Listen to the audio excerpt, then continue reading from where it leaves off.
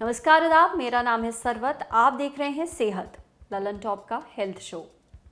मनीष 31 साल के हैं, वाराणसी के रहने वाले हैं। पिछले कुछ महीनों से उनके साथ एक बहुत ही अजीब सी चीज़ हो रही थी। शाम होते होते उनके पैरों में एक अजीब सी सनसनाहट होने लगती। ऐसा लगता जैसे पैरों में भयानक खुजली हो रही हो। एक अजीब सी चमक और जलन महसूस होती। पैर हिलाने पर उन्हें थोड़ा बेहतर लगता, पर जैसे ही वो पैर हिलाना बंद करते उन्हें फिर वही एहसास होने लगता। रात में सोते समय ये और भी ज़्यादा बढ़ जाता था, जिस कारण उनकी नींद भी टूटती रहती।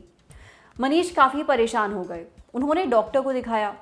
तब मनीष को पता चला कि उन्हें रेस्टलेस लेग्स सिंड्रोम नाम की कंडीशन है। मनीष ने इसके बारे में पहली बार सुना था, पर रेस्टलेस लेग सिंड्रोम बहुत ही आम है। दिक्कत ये है कि इसका सही डायग्नोसिस नहीं हो पाता, पता नहीं चल पाता, इसलिए लोगों को सही समय पर सही इलाज नहीं मिलता है। मेडिकल न्यूज़ टुडे के मुताबिक रेस्टलेस लेग सिंड्रोम हर 10 में से एक इंसान को उनकी ज़िंदगी में कभी ना कभी हो जाता है। मनीष चाहते हैं कि हम रेस्टलेस लेग सिंड्रोम पर एक एपिसोड बनाएं। ये क्या होता है, किस कारण से होता है, इसका इलाज क्या है, इन सब चीज़ों के बारे में लोगों को जागरूक करें। तो सबसे पहले डॉक्टर से ये समझ लेते हैं कि ये सिंड्रोम आखिर है क्या।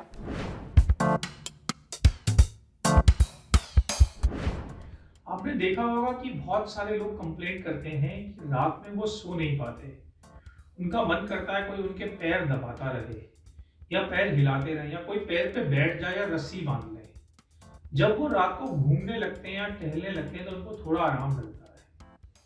इस कारण से वो कई दवाइयां खाते हैं, एंटी डिप्रेसेंट खाते हैं, नींद की गोलियां खाते हैं, पर उनको नींद नहीं आती। बहुत सारे लोग बैठे बैठे पैर हिलाते रहते हैं या उनका मन करता है कि ज्यादा देर बैठे नहीं, चलने लग जाए। तो क्या है ये बीमारी? इस बीमारी को हम बोलते हैं रेस्टलेस लेग सिंड्रोम। एक ऐसा सिंड्रोम जिसके अंदर पैर की नसों में एक ऐसा करंट चलता है कि जब रेस्ट की अवस्था होती है, जब वो आराम कर रहे होते हैं, तो पैर की नसें एक अजीब सा करंट छोड़ती हैं, जिससे आपका मन करता है कि पैर को कोई दबाता रहे या कोई हिलाता रहे। ये सिंड्रोम बहुत कॉमन है और जिन लोगों को आयरन की डेफिशिएंसी होती है उनमें ये बहुत बढ़ जाता है। जिन लोगों को पेरिफेरल न्यूरोपैथी होती है, नर्व का डिसऑर्डर होता है, विटामिन डेफिशिएंसी होती है, उन लोगों में भी ज्यादा पाया जाता है। इस बीमारी के अधिकतर ग्रसित लोगों को फैमिली हिस्ट्री या पारिवारिक हिस्ट्री पॉजिटिव होती है और से एक से अधिक संबंधियों में भी ये बीमारी पाई जाती है। इस बीमारी में सभी टेस्ट नॉर्मल हो सकते हैं और ये बीमारी का जो डायग्नोसिस है वो डॉक्टर मरीज की हिस्ट्री या जो कहानी वो सुनाता है उसके बेसिस पर बनाते हैं। बहुत सारे लोग जिनको इनकी जानकारी नहीं होती, उनका डायग्नोसिस नहीं बन पाता और सालों तक वो लोग बिना नींद के तरह तरह की नींद की, डिप्रेशन की और अन्य दवाइयां खाते रहते हैं बिना किसी प्रभाव के।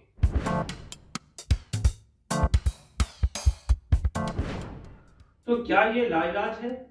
नहीं, इसका बहुत आसान इलाज है, जिसके अंदर हम ये जानते हैं कि डोपामीन नाम का एक ट्रांसमीटर होता है जिसके इम्बैलेंस से ये होता है। तो डोपामीन को ठीक करने की दवा खाने से, एक थोड़ी सी ही डोज से, एक सस्ती दवा से, रात को एक गोली खाने से ही ये सिंड्रोम ठीक हो सकता है। पर दवा लंबे समय खानी पड़ती है और कभी कभी दवा का प्रभाव समय के साथ कम हो जाता है। ऐसी अवस्था में दवा की डोज बदलनी पड़ती है और कभी कभी डोपामीन के अलावा इसमें और दवाइयां भी जोड़नी पड़ती हैं। तो अगर हम ये दवा खाते हैं तो हमारी बीमारी पूरी तरह से कंट्रोल में आ सकती है और कभी कभी हम लोगों की दवाइयां बंद भी कर पाते हैं। इसके लिए जरूरी है कि आप एक न्यूरोलॉजिस्ट के पास जाएं, ठीक से अपनी बीमारी की जांच कराएं। डॉक्टर ठीक से हिस्ट्री लेके आपकी बीमारी का पता लगा पाएगा और आप बिल्कुल ठीक हो जाएंगे। हमारे पास सैकड़ों ऐसे मरीज हैं जो महीनों तक, सालों तक नहीं सोए थे और अभी दवा खा के चैन की नींद सो रहे हैं और एक अच्छे जीवन का यापन कर रहे हैं। आपने डॉक्टर साहब की बातें सुनी। रेस्टलेस लेग सिंड्रोम के साथ दिक्कत यह है कि इसका पता नहीं चल पाता, क्योंकि लोगों को इसकी जानकारी नहीं है। उन्हें पैरों में बेचैनी होती है, पर वो इसका कारण नहीं जान पाते। नतीजा, ये दिक्कत सालों साल चलती रहती है। इसलिए अगर आपको डॉक्टर साहब के बताए गए लक्षण महसूस हो रहे हैं तो सही समय पर एक्सपर्ट को दिखाएं, इलाज लें, मदद मिलेगी। अब बढ़ते हैं सेहत के अगले सेगमेंट की तरफ।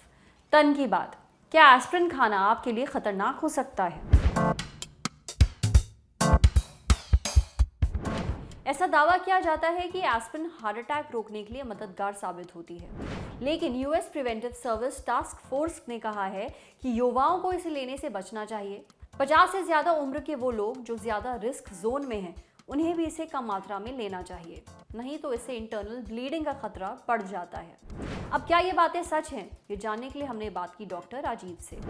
उनका कहना है कि एस्पिरिन दवा खून पतला करने का काम करती है, इसलिए इस दवाई को दिल के मरीज इस्तेमाल करते हैं। हार्ट अटैक पड़ने पर भी इमरजेंसी के तौर पर दी जाती है, हाई डोज में। जो लोगों को हार्ट अटैक पड़ चुका है या फिर आने का खतरा है, उनमें ये दवा लंबे समय तक चलती है, पर आम इंसान इसे पेन किलर की तरह भी खाता है। इसे डॉक्टर की सलाह के बिना नहीं लेना चाहिए।